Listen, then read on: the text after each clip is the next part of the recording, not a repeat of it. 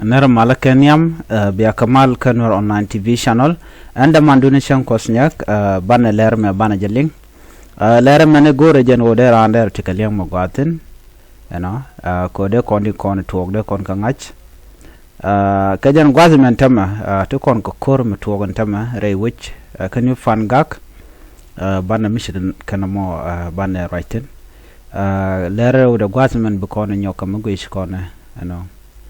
Moi ke jokom mission war missionak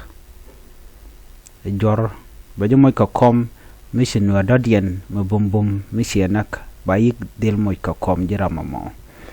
gwayen walle shanka welkel ka pay bakel ron kin dangrawid yan dangrawid diech gor jano de ko raje me den jokwen kel ko do badan ci ben geja baran ci palping ka liang Ray wika fan ga ka jawadana shaling ke jawash men chajek kane content en winami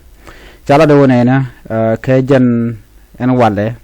ono shukur she rodo nyoko mlu jaro tin ki je to ka nyok kani fan ga headquarter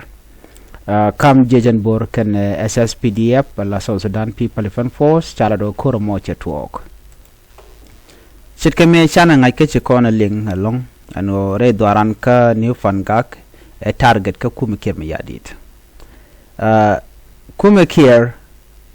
tila de kan dial o benwari be ka displace chedier ka goten content nuar te keten te gad kenten te manten te dongten goten content te vulnerable te keten chet kan nuar kon tin chujan tama ka jan gwasame ko kor gwasna ten pai wikinin ten pai shikon tengwan chana kalinga longono kirma yadit target ko target ne tin kon tin kuirun ken ne re konde de dor de ko la de kala nuare shirke mishana linga she jich dung so Sudan la SSPDF jang ketet kendial shaka cap shaka nangre which kan you fan gak alo wa fan gak eli wajadak ni ge tuk de men yam chan yang ajen wo fan gak la whole fan gak sha MSF la medical sans frontier cha hospital sha je book cha je dak cha ne kon wan cha connectin ka chete ka jibon tong wan long chi kon me dan cho la chana jangach ku me khir me yadit la damo ka shangdar ka sha linga ne dial mani ne de kontin la international community shikante ka ngaitin ko do badana chi khir me yadit she MSF Ray Witch Coal Fan Gak she jadaka ja man kula beja long she bongna ja lora bang kamala na do ke pin bana yit ke pin no ba kula wono shane to cha ga joj sha hospital mo sha ja kula dakko cha ga joj chejen are nyale ala gunship antelope dung Uganda kana renyal dung South Sudan helicopter ke gunship kanen kon te wudul wal wakana dak ala bokan je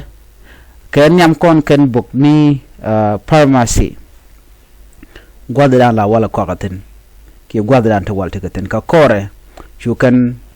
kulo bok ne dol wal ngai kone la pharmacy gwadran mi dong chatel wal te dol wal ba ko jegra der ko ra der wal mo der ko so target ngai kan goten content da kan kare which call fan gap alo mishari aleka ken kan werikian te shorian matkel ka kamo ko ban ya ngajen gwango nuare kajen gwasme ken de content lari kan nuare so shikan dia no gorjen wo de kon na ma de kon yiklinga gwa en tema cha jojen wo chikir me yadit che target che jalo kamen kan ngade tiene alo ko gar tiene ko gala target nagaka chadier boga ka kam kholi lertang walong te chori lot ngai kona gwano kanditi shigarodian lot ko de gar tiene de ga target kamen kel chedemen chan ngaje no ne kon chorien barai wech ka gwase dan shiko gwaten kon de lati ko ne kan kelo ne kan rei wech ko pinte ga nyoy ke pinte ga pi ngai kona shang bajelong lo ne kon chuke chike me yadi chemishit kana mo che jalata kol fangak amen new fangak ba ka jem kuje mo kan jejen bor la Nuer wayami ken give up chicken gorno biken ka gang ta dan ngai kone ja en ji humanitarian batal ne de shubun winami ko tele gwamde na ko je en point den kirma yadit pen now ne de kon dong de lok de joto ko targa de keli wo ben war bakanak telm da dien gol jeno power nuare be yiga less be kwa chikarin bele luang ko de ko en ladeka jen ngai kono en tamare daran ko ne kon chal nuare shush kono long so shi me dong de kon ga kan me shush kon ne shoja chale shoja ka shoja me nongo kon ne content chal ke nuare ban jo linga yo ka lera rawde mu ko lara no gwaza me moy ke jikom enemi shin wada dien ci jenak mekan wara dien kene nak tel gwan bay moy kom goja banama ban jeling gwaza me mi sa tuogo en wo shikor jedeten sha kwak de indial ya nangan winami te chaga train chaga nangan winami lo tat kana jang kade content kwa terrorize ku ga civilian ku kan kamoy karek no kaken chicken grand force la korpin chicken lang ku kala goro bikan war bikan ka bokan yal karen yal na me mede yenanga an walle ka jodan di ne lingan wo shikoro mo che togan walle kan ni fan ga headquarter kam Nuer Army kan SSPDF re wichin winami mgora no dera tekaliang di ne ko di en ke check ka ta dan te ke ko chala dino chikore nyolo itenantama man kan kula liang along mi kula bong ken karenyal wale grand force lo korping la kormi nyai naga ping no kami korping dara shugaba ko ngai kona gwano ne ti chikan korping jikan long ngat kenere nyali kene boni adundo ka shenge dan me bu korbo kula ngok jo mi sajek shala do chane de ti ala SSPDF agwele force la de inten content penya wude shal Johnson lo nya wadi ne ka sha bonatan en cha kan ka so jo ma jo jen jo da ne sha linga ne cha steam kel cha janak ka tai da ne sha linga ja lo mi ko kan dial tekan ka babur mindit babur dir ma kala kan me kula dwa ja nan re da chikan jere da so na me dar gwano de yenan ling ka ta danen to kor ga jan tamare we dan ka fan ga kan wala kor jaten ka jo dan shalat ke je mero do gwas me ta danen moy ke jikom ke je jin war mission wara dien ci nak chana jenen ne dialon kon tin mat ke kir nuare tin kon mat ke kir ma yadit ala siasin ki politician nuare tin tere wi ke juba kan tin kon kap ko nuare ko te dial nen yen ga tinin tama chengna mala nuare akut ke me jor online kan nuare let kam pain nuare pain ke ken kon let ka la nuare jogono jen wadak dorun bi wadak ba ji kula mo ke credit ba ji kula kam kwar me ken gan wara me ken yanak kana sheng wara ken yanak ken gan matot ken yanak ken wan wara ken kanak jin politician mo chaji gora kir ke chikem yadi chaji be ngich be jingi jane mission war chikanak ame jocha longona me tela mugoro dong di debate na me chatena chi talk no ngai kono ku gele la peng mudi shana go kan nasir peng menende shana go ka wulang peng menende mo me shana go ka fan gak peng menende shana go ka mayom kana ga ni ne te kontela siasin nying nuare kana kwar ken kel so mnyudo jen mission war misienak position do ajano bidetin ke baji promote kan dangraw mission war misie kwedan tamma ka social media jen jiram danan ba gujeno jen ba jemoch ka kom jen jiram danan ba cholo ajiran wech so Sudan cha gorno jin benwari biga defend cha gor liang den mo mishiga defend jin enemy kajan ka kum so Sudan right corner no karam traitor ramimo milum nuare mukong nuare jaram dana ba chol ram mo no ka so Sudan jaram kula right ko nuare ko ka chanak you are defending your people ba chol no jin chi jin national we nyu chaman tok ten o jin beneg bi ko kwa ba ko le cholo jin jaram mo gwa nam la to ka gwan ter mun lo ga je la ja guje no jira mu gwa long gwa da nagne ku jira mu gwa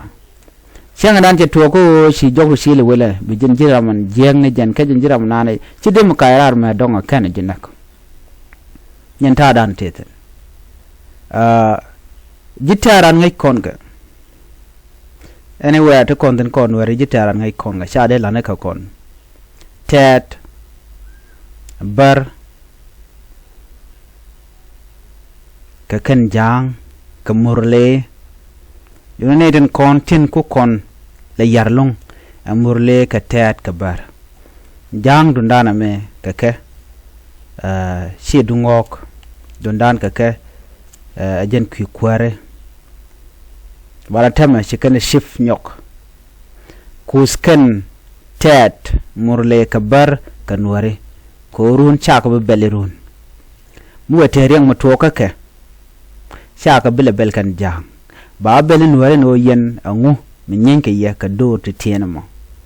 ka ajaramandan en jak do ti ko bika ga kan nuare antama chikan ka tiang ka make do reality kan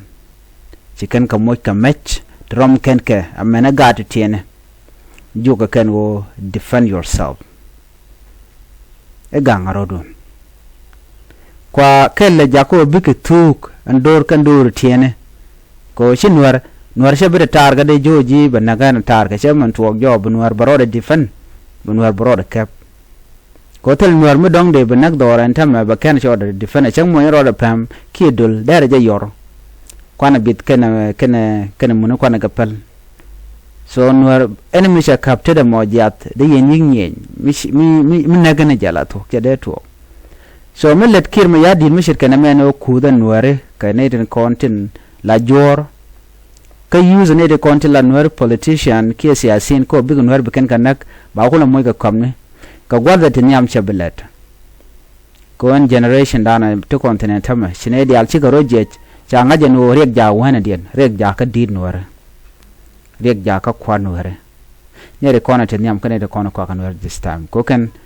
chi ga traumatize ken